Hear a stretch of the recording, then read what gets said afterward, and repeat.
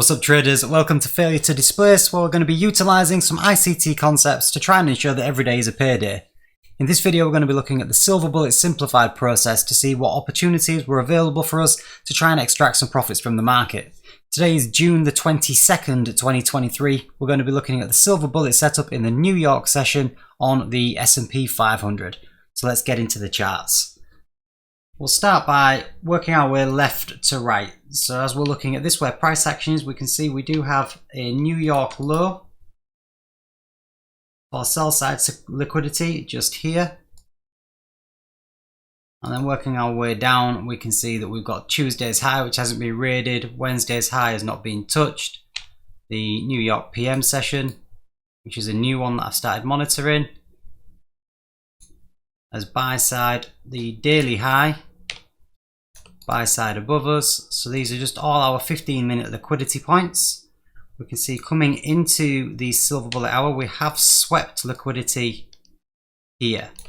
So let's just zoom in to make this a little bit clearer for everybody. We've just swept liquidity from the gap time between the Asia session and London and have pulled back into this range. We've cleared London highs and I'm currently breaking above those highs. We have some sell side in the form of our New York low. We have a gap time low as well here. Just mark these both as sell side. We can see that London low was swept and then broken into the range to go for this gap high. You would think, looking at this, we swept this low from London, failed to displace below, pulled back inside the range, come back taking a second stab at the low, being unable to break it. Again, displacing higher now, taking out this gap time high. You would think that we'll be going after the Asia high, so the daily high, as a very, very minimum. So as it stands, I'm probably leaning more bullish on this. I will be 100% honest and say that I haven't traded this session because Powell is speaking again. So we've got FOMC Chair Powell testifying for something, which, as we know, yesterday it just created very choppy price action. So we could well have the same today. I've not actually looked at the session, so we're going in blind here just to see and test out our theories. So failed to break the low, pulled inside the range, taken this high, pulled back again. Let's have a look at optimal trade entry here on this swing, because we may get a rejection off this area as well. And those, I believe, are the levels that I would be interested in. We can remove this one off the chart. Drop onto the 1 minute time frame. Let's see how things are looking. So yeah, a lot of movement up from the session open, and then we've just hit 9:59 and we are pulling back again. We do have a small order block on the optimal trade entry, or a broken structure.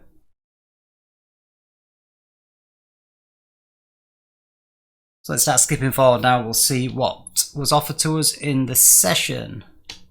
Ideally, we want to pull back into discount and then a swing higher, or we're going to look for a 2022 mentorship entry by taking out some of this buy side liquidity at the daily high.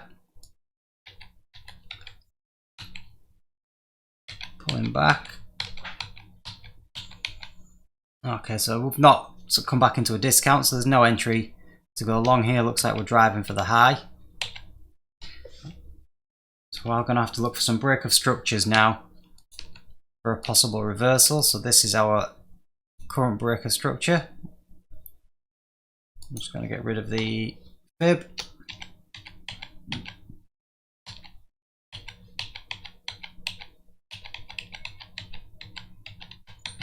And take another run at that high. So we're not looking at this as a breaker structure because this is internal. So this is just a low resistance liquidity run. Essentially, you could take this and then go higher.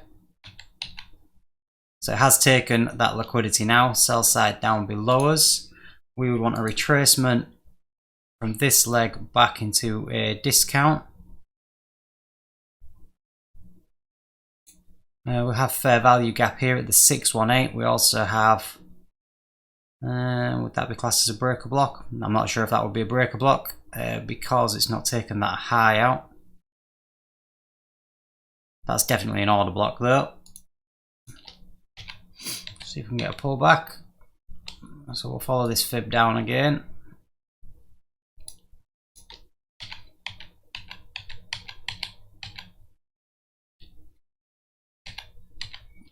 We look on the 2 minute, see what we've got just to try and clear things up a little bit. So that looks a little bit better, doesn't it? So yeah, into this breaker order block area, 618 potentially.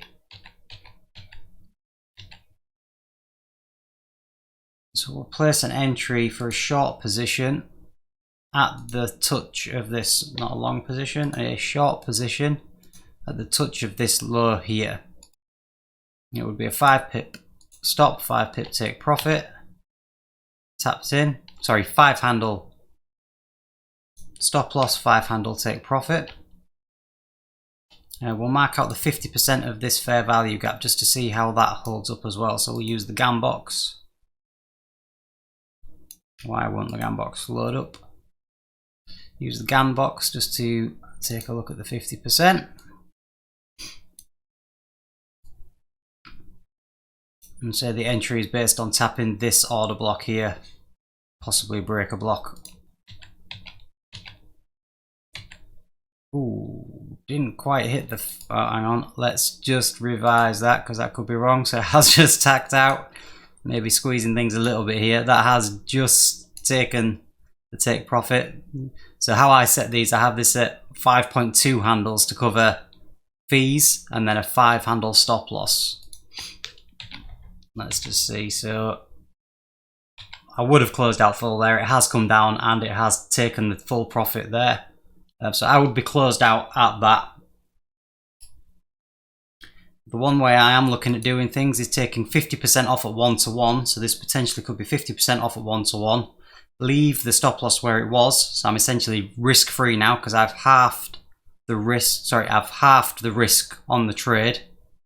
And so if it does pull back, I will only lose half of the trade at 1-to-1. So that would cancel each other out, if that makes sense. And then potentially target a 2-to-1 down here. Although our full targets would be taking out the sell side at the bottom of the session and even potentially the swing low that we marked out earlier on from that New York session. So let's just see how this plays out.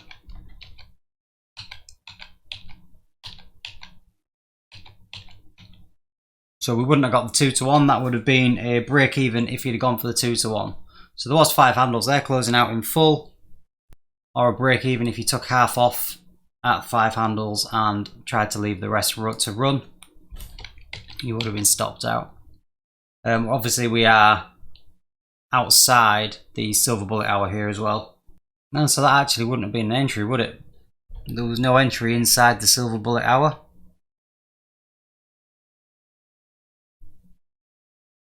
So this did tag in for the 5 handles after the silver bullet hour. So actually from a silver bullet rules standpoint, that wasn't the trade. There wasn't a 1 minute. No, there's definitely not a break of structure there. So there isn't anything there. And then from 10 AM, there's no entry hit there. So this is the only feasible trade I can see based on a break of structure, fair value gap, entry. So not strictly silver bullet, but it would have given you 5 handles with a clear breakthrough there.